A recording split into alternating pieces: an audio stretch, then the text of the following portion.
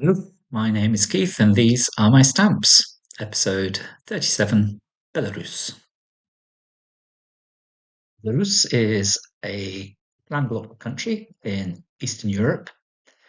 The Rus part of its name probably coming from the name of one of the early pre-Slavic Viking tribes that swept across that area.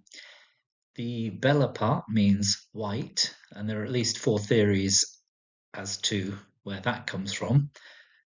Theory number one is that it was the white Rus as opposed to the black Rus, the white Rus being Christian, the black Rus being pagan. The second one was from the clothing worn by many of the Slavic tribes, which was white. Seems a bit weak to me, but I'm no etymologist. Or is that insects? Anyhow, number three, meaning the lands not conquered by the Tatars. The fourth one, it's associating the word white with west, as it was the western part of the Rus area. What it doesn't link to is the Russian Revolution when the Red Army was fighting against the White Army. Belarus is 207,600 square kilometers. That's 80,200 square miles, similar to Kansas or a little smaller than the United Kingdom, with just over 9 million people, about the same as New Jersey or Scotland and Wales combined. It's bordered by Russia, the Ukraine, Poland, Lithuania, and Latvia. The capital is Minsk. There it is. And the official languages are Belarusian and Russian. There are signs of Stone Age, Bronze Age, and Iron Age settlements in present day Belarus, with the oldest estimated to be between 25 and 30,000 years old. During the 6th to the 9th centuries AD, there was Slavic colonization, followed until the 13th century by the Polotsk Duchy. Under the reign of Mindovg, also known as Mindaugas, the Grand Duchy of Lithuania, Rus, and Samogotia spread across what is present-day Lithuania, Belarus, Western Russia, and parts of Ukraine. In 1569, the Grand Duchy and the Kingdom of Poland signed the Union of Lublin to unite in a federal state, which became known as the Polish-Lithuanian Commonwealth. There were several wars, 1654 to 1667 with Russia, 1700 to 1721, the North War. In 1795, the Polish-Lithuanian Commonwealth was divided between Russia, Austria, and Prussia, with the Belarus part becoming part of the Russian Empire. And there were several more wars and conflicts. 1812, the Napoleonic invasion of Russia. 1830, 1831, the Polish Revolt. 1863 to 1864, the Great Rebellion. In the 1880s was the establishment of a revolutionary organization called Gomon by Belarusian students, which led to the first Belarusian national political party being formed, called Gromada, in 1903. In 1906, there were agrarian reforms which led to the mass displacement of peasants, around 33,000 of whom were moved to Siberia over the next decade. It was the scene of battles between Russia and Germany during the First World War, and then occupied by Germany until 1918. And it was under this occupation in March of 1918 that the Belarusian People's Republic declared independence. However, the Russian Revolution, which came along soon after, led to the creation of the Belarusian Soviet Socialist Republic in 1919. Also, straight after the First World War, between 1918 and 1921, there was the Polish-Soviet War, where Belarus lost nearly half of its territory to Poland. In 1922, it being Belarus, became part of the USSR. During World War II, again, it was the site of many battles between Germany and Russia.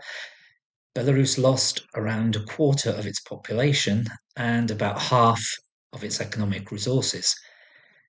In 1941, it was occupied by the Nazis. 1944, it was liberated by the Red Army. 1945, the Yalta Conference, amongst other things, expelled the Poles living in Western Belarus and gave the bit that they lost back again. It continued as a Soviet republic until 1991 with the dissolution of the Soviet Union and the declaration of independence of the Republic of Belarus, with Alexander Lukashenko becoming the first president in 1994. And he's still president now. He receives, and Belarus receives, plenty of support from Russia, and Russia receives plenty of support from Belarus. Lukashenko, in fact, promotes Russian rather than using Belarusian, in fact, to the point where there are no universities that are Belarus speaking, they're all Russian. And the United Nations declared that the marginalization of the Belarusian language and discrimination against those who use it are systemic across state institutions, including in the public administration, courts, detention settings, education, media, and official communication. So, back to earlier when I said that the official languages are Russian and Belarusian, they are, but Russian is much heavily preferred. After the 2020 elections, which Lukashenko won again, the European Union, United Kingdom, Canada, and the US all declined to recognize him as the legitimate leader, and they imposed sanctions for election rigging and political oppression, not impression. In 2021, Belarus forcibly diverted a Ryanair flight that was traveling from Athens to Vilnius in Lithuania in order to detain an opposition activist who was on board with his girlfriend. This led to more sanctions from the EU, UK, Canada, and the USA. Belarus responded by human trafficking illegal migrants in the hope of flooding Lithuania and Poland with them. And of course, this led to more sanctions. Belarus, the only European country to still use the death penalty, and Lukashenko has apparently described himself to Reuters, the news agency, as Europe's last dictator. Belarus is still, to this day, under several sanctions, including many sporting ones. The stamp issuing history. In 1920 and 1921, a couple of series were issued for the pre-Soviet independent Belarus, which were inscribed BNP for the Belarusian People's Republic. But these are not listed in any of the main catalogues, and in fact are often called Cinderellas or labels or forgeries or whatever.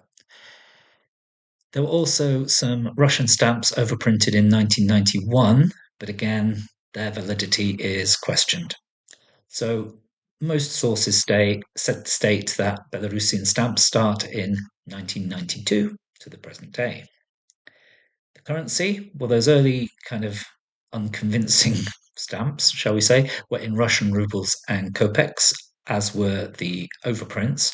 But from 1992, the Belarusian ruble to 100 kopecks was used. However, there have been a couple of devaluations. In 2000, the second Belarusian ruble was introduced at the rate of one new ruble for 1,000 old rubles.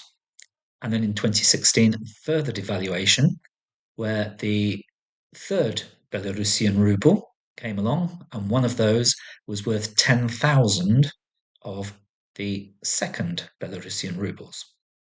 Partly to combat this kind of rampant inflation, stamps have been issued with letters instead of numbers, starting in around about 2000 until pretty much now the vast majority of them are. For instance, last year only 11 stamps had numerical denominations out of over 100 that were released. The earliest stamps I have from Belarus are these ones from a series issued from 1992 to 1994. They're rather an innocuous looking set. However, they did become a political hot potato, which I'll mention later. This is the original coat of arms of the newly independent Belarus, which is very similar to that of Lithuania, to cities and towns in Poland and in the Ukraine, and they're all derived from the Grand Duchy that I mentioned earlier in the 16th century. Well, it didn't mention it in the 16th century, it was the Grand Duchy in the 16th century.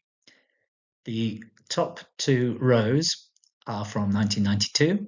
The first three in the bottom row are from 1993, and the last one is from 1994.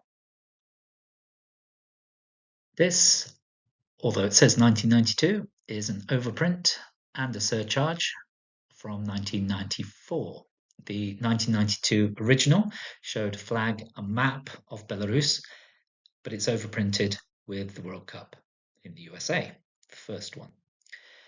This particular flag, the red stripe across the white, was used by the Belarusian Democratic Republic in 1918, then by the national movement under Nazi occupation in the Second World War, and again for independent Belarus from 1991 until Lukashenko came to power in 1994.